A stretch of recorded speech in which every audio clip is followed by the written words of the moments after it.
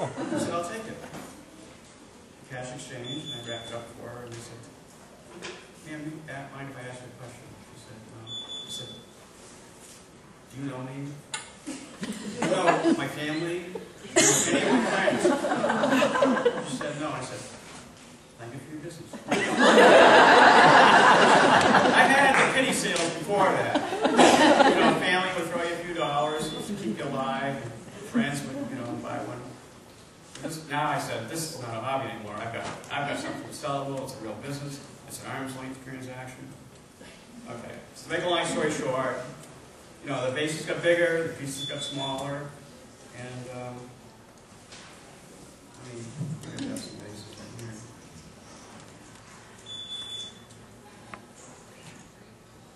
But I eventually got out of the base business. So there's about that high. There's like 6,500 pieces.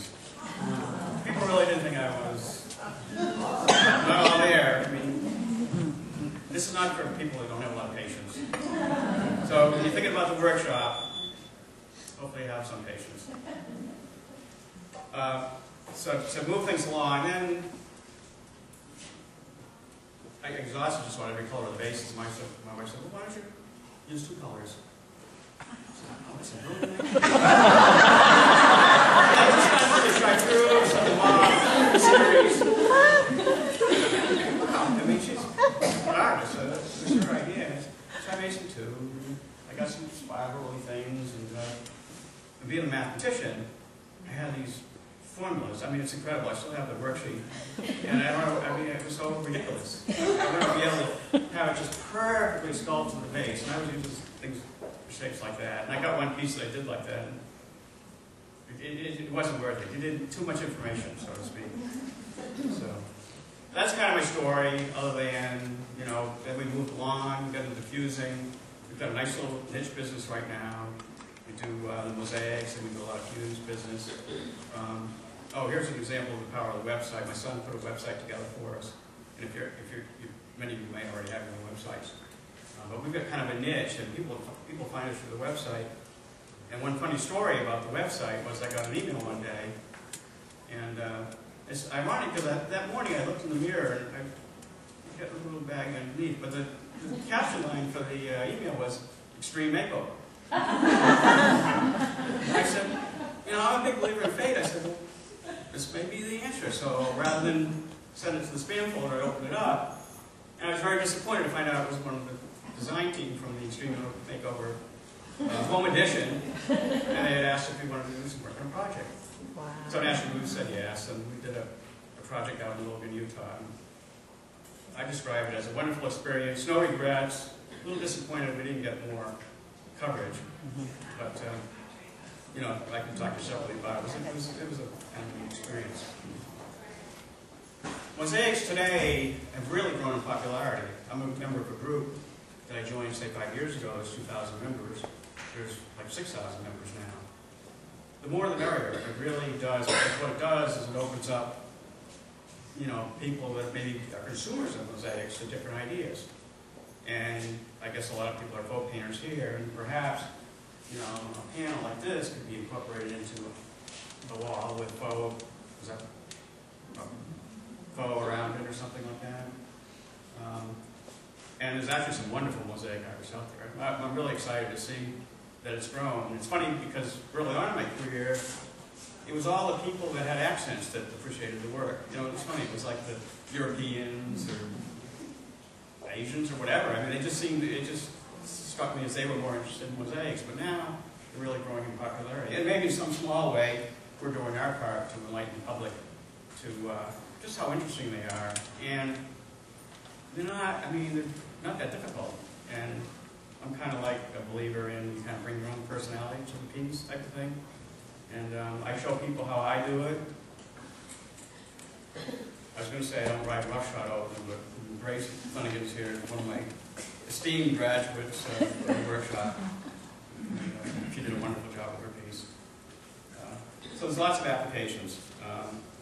You know, what we've done with it are like backsplashes. These are flat. We're kind of specialized in like a feature or a range or something. We don't really do a lot of field tile. Oh, in this particular kitchen we did the whole thing. I remember this lady had a clipping she had from a Home Beautiful magazine. It was all crumpled up and withered and weathered, and she'd been going around literally for years trying to find somebody that could do it. And she happened to stumble into a tile shop that we had been into, and they had a couple of our samples. Funny thing about samples, you leave them there, and your work keeps progressing, but you never circle back and give them updated work. So you would say, oh my God, what did they see? It's something that I did like 8 years ago. It's, now. So they put her on to us, and she came over, and she said, I am so happy. She was just thrilled. And we had an article in a magazine, and it was a document panel on the wall, and over a looking Japanese tub, and it was a magazine. And they found her in my door one day. She said, my husband says, get one of these, get one of these. I mean, here's another flat piece. I mean, you know, you can do just about anything. And the glass is easy to cut. I'll show you all in the workshop. This is actually a fireplace round that was actually done by a student in the workshop. We really, you know, with my math background, you got to bring for what you can bring to it. With my math background, I'm a lot easier with this kind of thing, geometric, straight lines. I mean, I really don't think I had a career for about 4 years.